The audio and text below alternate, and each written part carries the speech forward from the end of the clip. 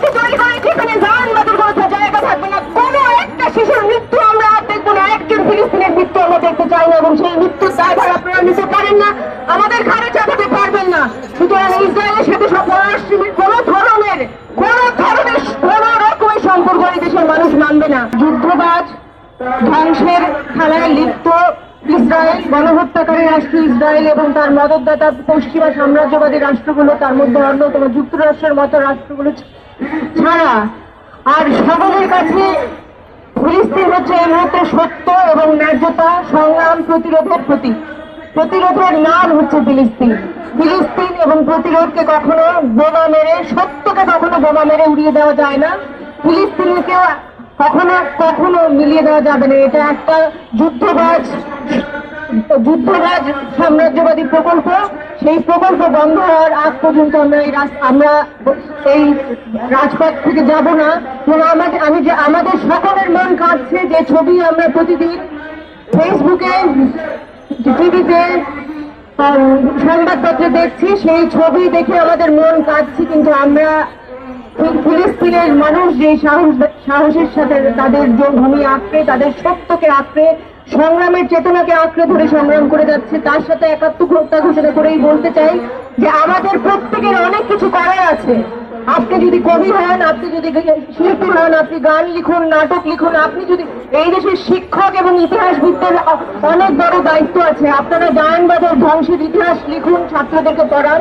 আপনারা যারা শিক্ষক এই বাংলাদেশে, তারা স্কুলের ছোট শিশু থেকে শুরু করে সকলকে স্কুলে, কলেজে, বিশ্ববিদ্যালয়ে ফিলিস্তিনের সংগ্রামের ইতিহাসকে শেখান। সেই সংগ্রামের সাহসের সাথে, সেই সংগ্রাম থেকে আমরা শিখবো কিভাবে প্রতিরোধ করতে হয়, কিভাবে সাম্রাজ্যবাদকে প্রশ্ন করতে হয়, কিভাবে দেশি ফ্যাসিবাদকে প্রশ্ন করতে হয়।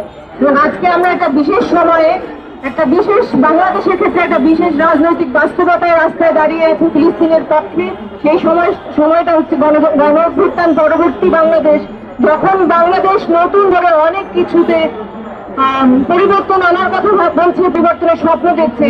আমি সেই জায়গা থেকে একজন সাংবাদিক হিসেবে বলতে চাই সাংবাদিক ভাই বোনদের এবং নিজেকেও, যে এই সরকার যখন নতুন পররাষ্ট্রনীতির কথা বলবে বা পররাষ্ট্রনীতি নিয়ে আলাপ করছে, সেই পররাষ্ট্রনীতি যেন জায়নবাদকে প্রত্যাখ্যান করে। এবং একই সঙ্গে আমি মনে করাতে চাই, আওয়ামী আমলে বাংলাদেশ সরকার, আওয়ামী লীগ সরকার, স্বৈরাচারী ফ্যাসিবাদী শেখ হাসিনা সরকার এই দেশের মানুষকে নিপীড়ন করার জন্য, এই দেশের সাধারণ নাগরিকের পুরো জীবনটাকে নজরদারির মধ্যে আনার জন্য, সোশ্যাল মিডিয়াতে নজরদারি করে মানুষকে জেলে ভরার জন্য ইসরায়েলের কাছ থেকে নজরদারির এবং আরো নানা ধরনের সামরিক অস্ত্র কিনেছিল। সেই চুক্তিগুলো, সেই বিক্রয় পত্রগুলোকে জনসম্মুখে প্রকাশ করা হোক। এবং একই সঙ্গে এই আহ্বান জানাই অন্তর্বর্তীকালীন সরকারকে, যেন তারা আর কোন এই ধরনের চুক্তি তৈরির সম্ভাবনাকে নাকচ করে দিয়ে এমন একটি পররাষ্ট্র নীতি গঠন করেন, যে এই পররাষ্ট্র নীতিতে জায়নবাদকে প্রত্যাখ্যান করা হবে মূল নীতি। এবং সেই সূত্রে আরো একটা কথা বলতে চাই, বাংলাদেশ অন্তর্বর্তীকালীন সরকার একটি ইনভেস্টমেন্ট সামিট আয়োজন করছে, যা অনুষ্ঠিত হবে 10 এপ্রিল থেকে। সেই ইনভেস্টমেন্ট সামিটে অত্যন্ত দুঃখ এবং ক্রোধের সাথে লক্ষ্য করছি ইসরায়েলের গণহত্যার সমর্থক, প্রত্যক্ষ পরোক্ষ সমর্থক অনেকগুলো কর্পোরেট প্রতিষ্ঠান, যাকে বিডিএস, বয়কট, ডাইভেস্টমেন্ট এবং স্যাংশন মুভমেন্ট, যেটা গত 2 দশক ধরে সারা পৃথিবীতে ফিলিস্তিনি মানুষের মুক্তির পক্ষে ক্যাম্পেইন করে আসছে, এই বিডিএস মুভমেন্টের তালিকাভুক্ত ইউনিলিভার, নেসলের মতো কোম্পানিগুলো এই ইনভেস্টমেন্ট সামিটে অংশগ্রহণ করছে। আমরা সরকারকে আহ্বান জানাই, আপনারা যদি সত্যি ফিলিস্তিনের মানুষের পক্ষে হয়ে থাকেন, এই সব কর্পোরেট যাদের হাতে রক্ত লেগে আছে, তাদের সাথে কোনো ধরনের চুক্তি করবেন না। আসুন আমরা নতুন অর্থনৈতিক নীতি তৈরি করি, নতুন পররাষ্ট্রনীতি তৈরি করি, যেখানে জায়নবাদের কোনো জায়গা থাকবে না, কোনো একটা শিশুর মৃত্যু আমরা আর দেখবো না, একজন ফিলিস্তিনের মৃত্যু আমরা দেখতে চাই না, এবং সেই মৃত্যুর দায়ভার আপনারা নিতে পারেন না, আমাদের ঘাড়ে চাপাতে পারবেন না। সুতরাং ইসরায়েলের সাথে সব পররাষ্ট্রনীতির কোনো রকমের সম্পর্ক এই দেশের মানুষ মানবে না।